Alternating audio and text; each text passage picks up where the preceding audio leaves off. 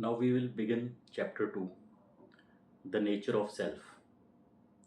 So we have claimed that I am an entity in which the waking and dream states they appear and disappear.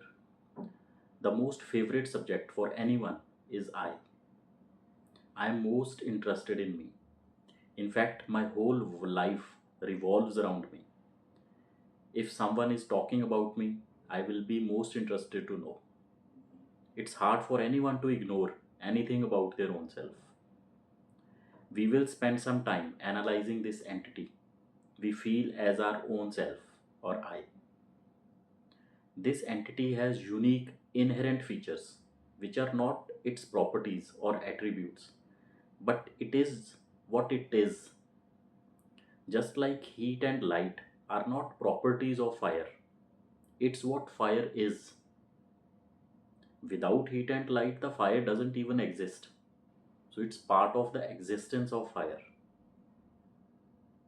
Let us see what is this entity we call I. First point, I am conscious. I am aware. Tree is not aware of me, but I am aware of the tree. Second, this entity called I is not just aware of all other experiences, but it is also aware of itself. Just like light is used to see objects in a room, but if you want to see the light itself, will you bring another light to see that? No, because light has a unique property of being self luminous. So is this with entity called I. It is self revealing, self conscious. Suppose you are sent into a room and you are asked to count the number of people inside. You would say 7 or 8. You are needed to count the others. But if there is nobody in the room, just you, would you still need anyone else to know if you are there or not? Do you need any camera, scientific theory, any wise man, any mirror to know whether you are in the room? No. Do you need to touch yourself to find out whether you are in the room? No. Because you are a self aware conscious entity. Consciousness is by nature self aware. 3. This self is infinite, consciousness, bliss, and knowledge. Consciousness, we already discussed. All experiences they come and go, but we are aware of them. Things and events are all experienced by us. Without consciousness, there is no experience possible. Just like a tree is not conscious of the things going around, but we are conscious. We are a conscious entity and there is no doubt about it. If I doubt, that itself shows I am conscious. Doubt can arise only in an conscious entity. A tree can never be doubtful about anything. So consciousness is proven. Second, this self is bliss. Now our self is the source of all bliss. This is a little difficult to grasp, but the self is the seat of the bliss we experience in our day-to-day life. Suppose my wife doesn't like my favorite gobi ki sabzi. She hates it, but I get so much pleasure from it. So where does this pleasure come from? Does it come from the gobi ki sabzi? If that were true, then it would have been felt by everyone. But only I felt that pleasure. So it means the pleasure comes from somewhere inside me, not from the object. If the pleasure were in the object, then it would give the same object should give pleasure to everyone. But that's definitely not how it happens in the world.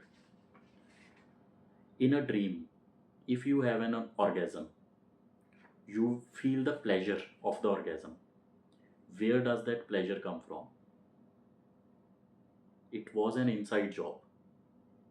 There was nobody else, there was no activity taking place. We wrongly attribute pleasures to external objects. A knife will give pain to everyone, a burn will hurt everyone, but the same object doesn't give pleasure to everyone. So, what I want to say is that pain is external, pleasure is internal. Same thing will give pain to everyone, but same thing will not give pleasure to everyone. You need an outside world to experience pain, but you do not need an outside world to experience pleasure. Now, these are just some raw examples that I came up with. We will delve more into this as we make progress. Third aspect, the self is knowledge. The self is the nature of knowledge itself. It's not a known or knower, it's knowledge. For example, when Raju looks at an apple, Raju is a knower, apple is known, and there is knowledge of apple. Now, our self is not a knower or known, but the knowledge itself. Suppose you forget the glasses on your lying on your nose, and you are frustrated looking all around. Suddenly you realize, oh, the glasses are right here, sitting on my nose. I am wearing them. This flash of knowledge is the nature of self. The self is knowledge itself. It is an abstract thing and very difficult to grasp, but we all feel its magic whenever it flashes in our day to day life. Oh, I got it. The eureka moment. Then, next, I or self awareness, that is the only place where you can experience this consciousness, is my own self. Fourth point, the only place where you can experience this consciousness is your own self. Within you, the whole world, animals, humans, they appear conscious to you. But think again, we only infer that they are conscious. We don't know they are conscious. Nowhere else in the universe consciousness can be experienced other than our own self. Have you ever felt the consciousness of others? You may feel their emotions, attitudes, activities. No machine, instruments, experimental deduction, theoretical or experimental physics can prove the existence of consciousness to you other than your own self. Point 5, I don't exist in the waking or dream state. It's the opposite. These states exist in me. I am the reality of these states. Without me, these states they would not even exist. The world we experience in dream or waking is just a thought in consciousness. Point 6, consciousness has a unique quality of creation. Just like you can create a whole world in your daydream and it appears real to the man in the daydream, you know it's a false world, but the man in your dream cannot know it's false. For that poor fellow, it's all real. This consciousness might sound like something mysterious, something mystical, or something hard to achieve, but it's nothing like this. It's always available to us. In fact, it's our own self, which we experience every second of the day. Please think about it and let's move on. We will go on to discuss why these claims have a profound practical impact on our lives. So much so that it is utmost important to know our true self.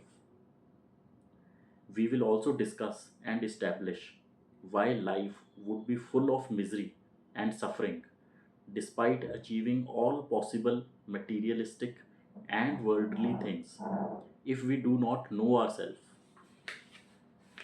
So, this ends our chapter second. We will move on to chapter 3. The waking world is exactly the same as the dreaming world in the next part.